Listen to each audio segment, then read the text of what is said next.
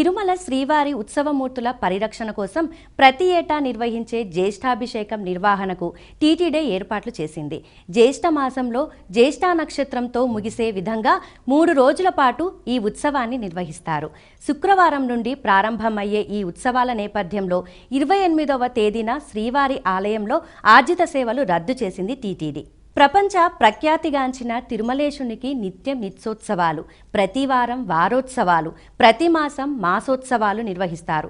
స్వామివారికి నిర్వహించే సేవలలో ఎక్కువ భాగంగా ఉత్సవమూర్తి అయిన మలయప్ప స్వామివారికే నిర్వహిస్తారు. స్వామివారికి ఏడాది పాటు జరిగే ఉత్సవాల కారణంగా ఉత్సవమూర్తుల విగ్రహాలు అరిగిపోకుండా ఉండేందుకు కవచధారణ చేసే ప్రక్రియే ఈ అభిషేకం.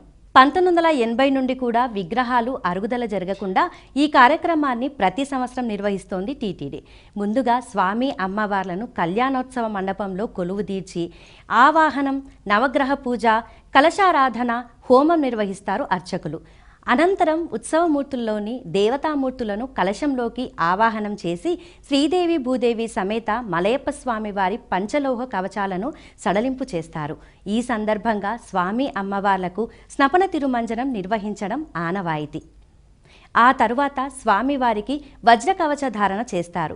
అనంతరం ఆలయంలో స్వామి అమ్మవార్లకు ప్రత్యేక పూజలు, నివేదనల సమర్పణ జరుగుతుంది.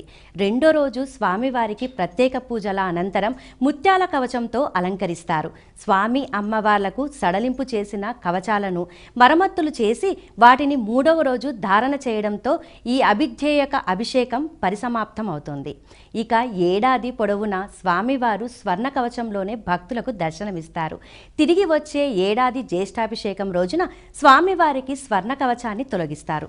ఈ సందర్భంగా శ్రీవారికి నిర్వహించే ఆర్జిత సేవలు 28వ తేదీన రద్దు చేసింది టీటీడీ.